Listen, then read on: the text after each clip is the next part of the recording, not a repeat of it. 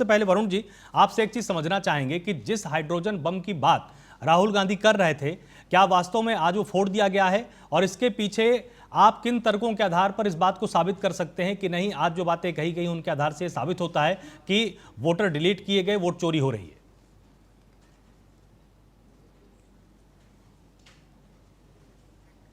आपका फोन शायद म्यूट है।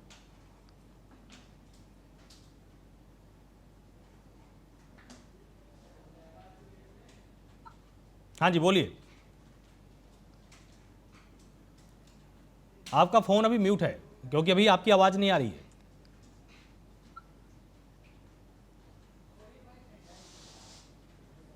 चलिए ठीक है, पहले अभी हम इसको ठीक कराते हैं, उसके बाद फिर मैं आपके पास वापस आता हूं। तब तक अनिल जी, अब एक चीज आपसे समझना चाहेंगे कि पूरी प्रेस कॉन्फ्रेंस आपने राहुल गांधी जी की देखी होगी, आपको क्या कुछ समझ में आया? क्या वो जो बातें बता रहे हैं वो बहुत ही ज्यादा गंभीर मामले हैं? और जिस तरह से उन्होंने आरोप लगाया कि भाई वोटर लिस्ट कहीं की है, वोटर कहीं का है, लेकिन उसका नंबर कहीं, जो उसका मोबाइल नंबर है वो कहीं और पंजीकृत है, तो एक बड़ी धांधली हो रही है। क्या वास्तव में उनकी प्रेस कॉन्फ्रेंस के दौरान आपने धांधली महसूस की? आपको लगता है कि इसकी जांच होनी चाहिए?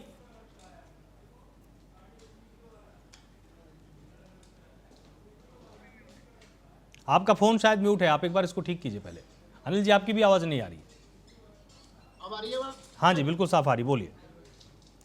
मेरा आलोक जी कहना स्पष्ट है कि जिस राहुल गांधी जी का जो है दिन प्रतिदिन जनता पर विश्वास घटता जा रहा है, बेतुकी बातें करना, बिना बातों की बातें करना, ये इनकी आदत बन की है। जनता का कान पक गए। आप ये कहते हैं कांग्रेस के वोटर, अब आप बताओ कि वोट किसी खरीदे हुए क्या? वोट जब आप कुछ कैंडिडेट खड़ा होता है, वो अपनी नीतियां सामने रखता है, पार्टी अपनी नीति सामने रखती है, उसके बाद में जनता को जिसको वोट देना वोट देगा।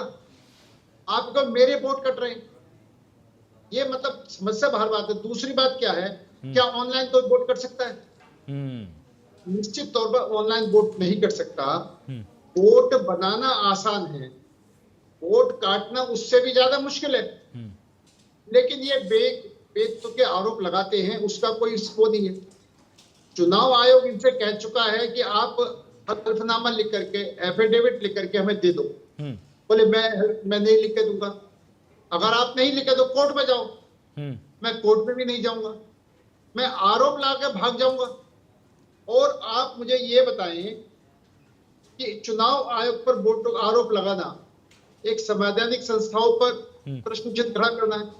आप लोकतंत्र को कमजोर करने की बात कहते हैं। आप लोकतंत्र किताब को हाथ में लेकर के चल रहे हैं। और 1975 में इंदिरा गांधी ने जो लोकतंत्र की हत्या करी है, इससे बड़ा प्रूफ तो हिंदुस्तान के हर नागरिक को पता है। लोकतंत्र के सबसे बड़े हत्यारी है वो कांग्रेस हत्यारी है।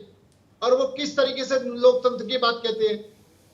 चुनाव आयोग स्वतंत्र है और उसका सम्मान होना चाहिए। चुनाव आयोग एक संवैधानिक संस्था है।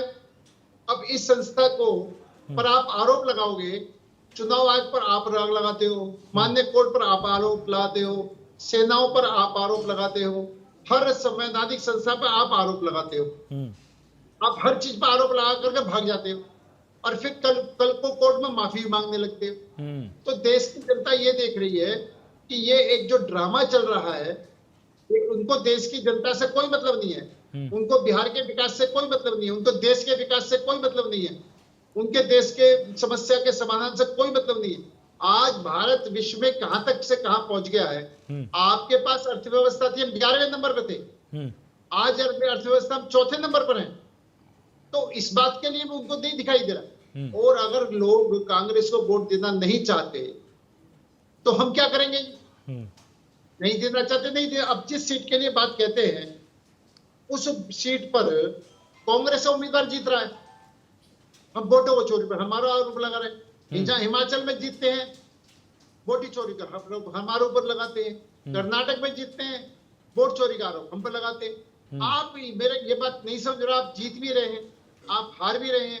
जनता जहां आपको स्वीकार कर रही है वहां आप जीत रहे हैं, जनता जहां आपको नकार रही है आप हार रहे हैं, और आप वोट चोरी का आरोप पर लगा। तो जनता खुद इस बात को देख रही है कि इनके पास देश की समस्या नहीं है, देश की समस्या रखने का इनके पास मादा नहीं है, देश से कोई मतलब नहीं है। इन्हें सिर्फ और सिर्फ आरोप लगा करके भाग जाना, आप आरोप लगा भागने से कोई काम नहीं चलेगा।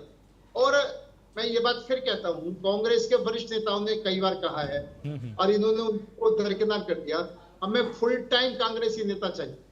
ये 6 महीने बाद तो चले जाते हैं पिकनिक मनाने के लिए, इन्हें देश की समस्या से मतलब ही नहीं है।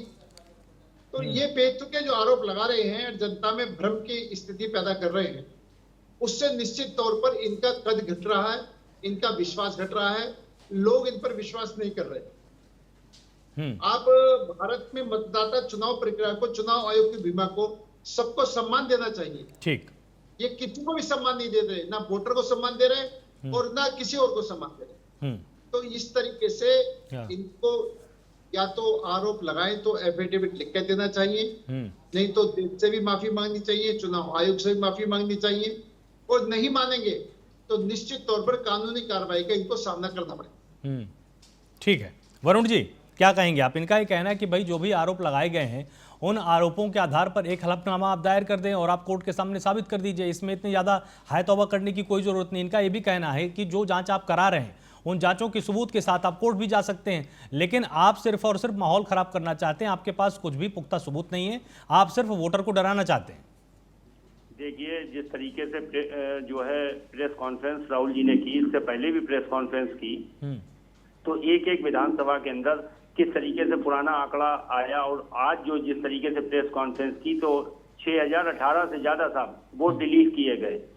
आज से पहले साहब कभी भी इस तरीके का नहीं हुआ कि जिन लोगों के वोट काटे जा रहे हो, जिन लोगों के फोन से इस तरीके से कहना चाहिए 14 मिनट के अंदर 12 वोट डिलीट किए गए और उन्हें पता नहीं है, वो घर के अंदर सो रहे हैं।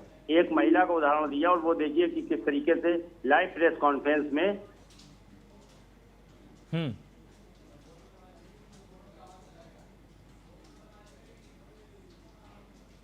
आपकी आवाज नहीं आ रही।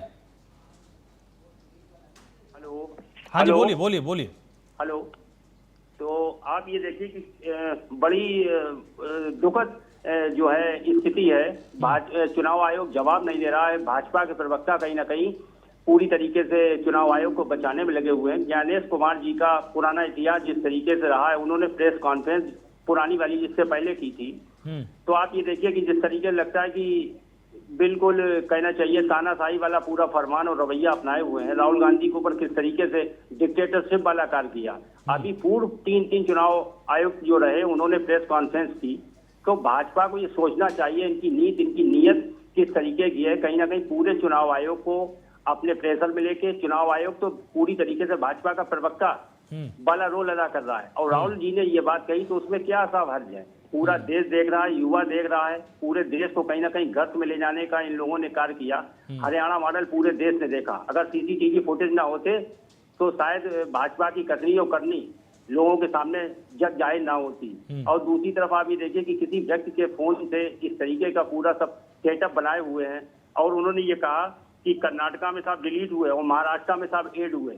चुनाव लोकसभा विधानसभा में कितना समय था, और उस समय उस छोटे से टाइमिंग में कितने बड़े पैमाने पर साहब ऐड किए गए वोट। तो पूरी तरीके से कहीं ना कहीं प्रश्न चिन्ह खड़ा होता है भाजपा के ऊपर भी और चुनाव आयोग के ऊपर भी। और चुनाव आयोग अगर आप पुराने उठा के देखिए तो किस तरीके से अपने आप साहब इस्तीफा दे रहे हैं, और चुनाव आयोगों का कार्यकाल कितना होता है, क्या कंडीशन है। तो कहीं ना कहीं पूरी तरीके से चाहे उपराष्ट्रपति हो तो पूरी तरीके से सत्ता के नशे में चूर है भाजपा, और उसी प्रेशर के तहत इनके अधिकारी कार्य कर रहे हैं।